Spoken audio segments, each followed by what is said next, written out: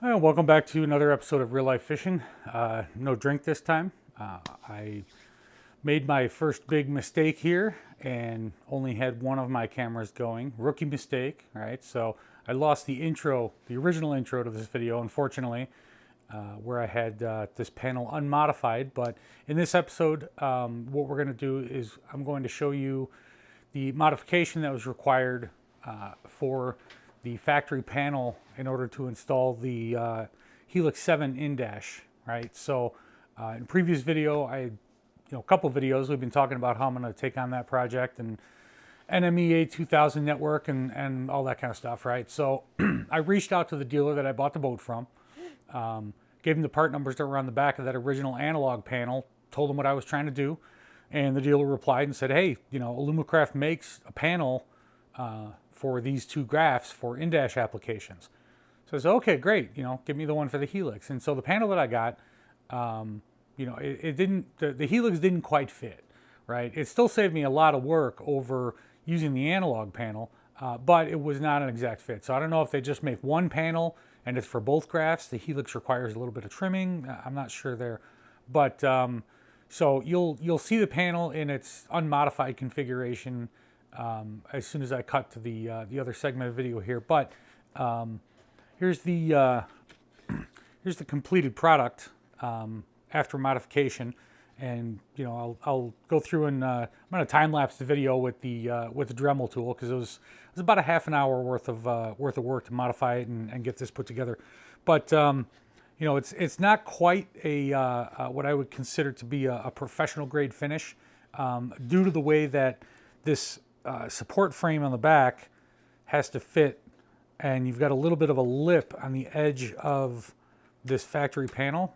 So there's really only one place that it can go and fit in there with that lip and be flat, right? So up on the top, there'll be a little tiny bit of a gap, and that factory panel had extra 4 holes in it, 2 up here and 2 at the bottom that were around the original cutout. Unfortunately, the top 2, again, due to the way that this support piece has to fit, the top 2 are a little bit visible up on the top of the graph here. Hopefully you can see that. But I think my plan there, again, is just a fishing boat, right? So my goal is to have that thing installed in there and, sturdy, which it's plenty sturdy. So my goal is to have that in there and be mounted securely so that it doesn't rattle around on the boat and come loose and like that. So it definitely meets that need. So I'm just going to fill that in, I think, with some clear RTV and call that good. But so let's take a look at the footage from the other camera with me modifying this panel with the Dremel tool and getting this all assembled here so that you guys can see exactly what's involved there. This panel, I will drop the part number for this panel as well as the contact information for the dealer that I got it from down in the description. So you can feel free to reach out to them and get this panel. With shipping and sales tax and everything like that, it was just a shade over $70.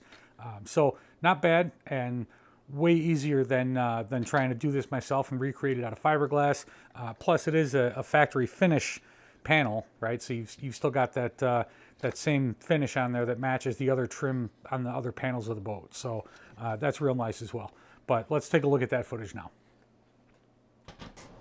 So since I need to enlarge this existing hole here, rather than using this from the outside, I think I'm just going to cut out this center panel and then lay it over top of that. But so even easier than that, I think I'll just use this here as my template, because this is what's going to go behind here.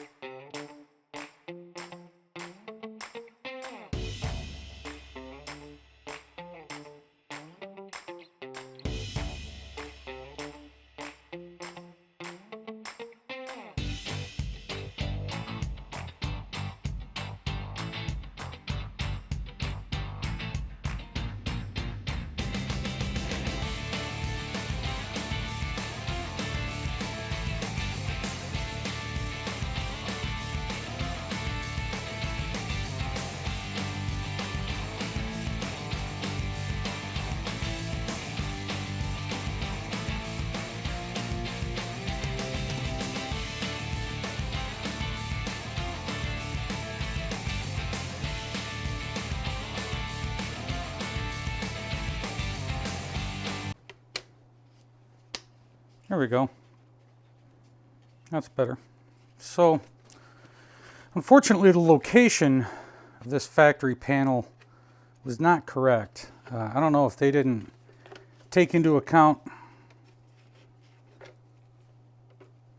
how the factory graphs actually mount after the fact, or if they have some different way of doing this at the factory, but you can see there's a bit of a gap up here, and we've got a couple of holes from those 4 odd factory mounting holes too. So I'm not terribly crazy about that, honestly, but luckily the way that I cut that, I do have some material that I can probably put in there, so I'll get that figured out and show you guys what I was able to come up with after I do it, rather than trying to do it in real time. But there, so then this goes on the back like so.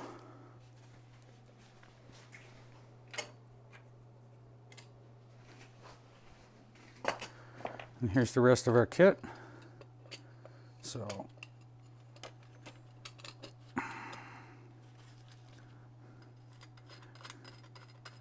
need to loosen these up.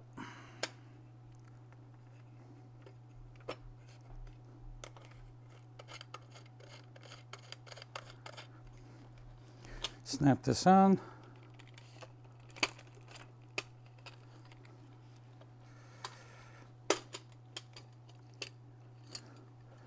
And get that square.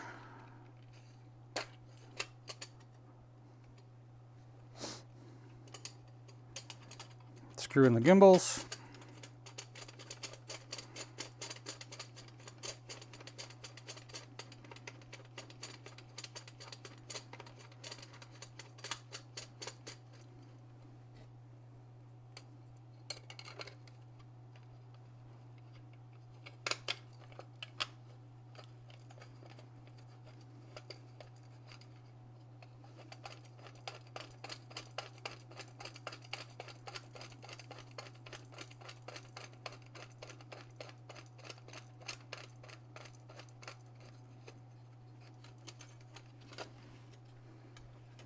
Get those nice and tight so they don't back out.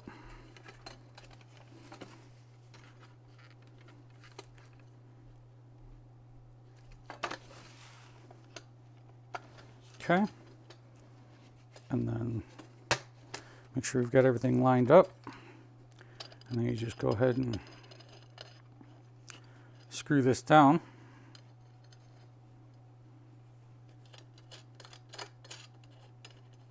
And of course you would tighten these with wrenches when you actually go to do the install, right?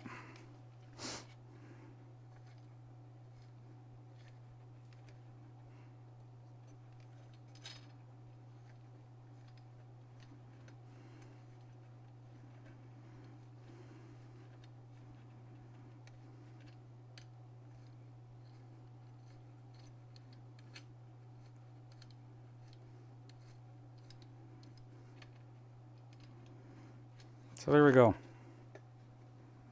Helix 7 mounted in there. These 6 screws out in the far corners would mount this back into the dash. There's the completed assembly. So I'm not sure really that I care too much about that small gap up there. You can't really see it, especially since on the back side this covers it, right? So I'll probably just put some clear RTV in there and call it a day, right? This is a fishing boat, and it's my own boat. If I were doing this for someone, or if I were a dealer installing that, I don't think I would quite call that good. But for my own personal use, and combined with the fact of how much labor it saved me from making this panel out of fiberglass myself, I think this was a fine solution. The panel, by the time you get done with shipping and sales tax and so forth, it was just over 70 bucks for that blank. And you know, I'll trim this down in terms of how long the video is going to be, but it looks like I've been recording for about 30 minutes, so that's not too bad at all. We're done there. That's ready to go back in the boat If you guys are going to do this, one thing to pay attention to when you put this panel in is make sure that you don't obscure any of these mounting screw holes here to get the panel back in. You know, yeah, so as you can see, I've got, you know, just barely enough room on those screw holes there. Just barely enough room with those two, and then the other two down there are fine. Those are actually the top holes, right? But yeah, perfect. Perfect, all set. You know, that little gap up there. Yeah. So I'm going to go and edit this up now that I've got that finished. So here's our completed panel that's going to be going back into the boat as soon as we get some weather that's not below freezing. So I'm pretty pleased with it. For the after tax and shipping, about 70-ish bucks that panel cost. Again, I'll put the dealer's contact info and the part number down in the description for you. But for what that panel cost, I'm pretty pleased. It's not a what I would call a factory grade finish on the installation, but for a fishing boat, I think it's more than sufficient, and it'll save you a crap ton of money versus having somebody else do it. So very good, happy with that. But I'm going to go and get this edited and get this posted up so that you guys can enjoy it. Again, my goal with every video is to get one new subscriber. So right about now, there should be a picture of a crooked ass trailer behind my truck. Click on that if you want to subscribe if you're not subscribed yet. Thank you, appreciate it. And if you liked it, you learned something, click the like button down there. Thanks a lot. We'll see everybody next time.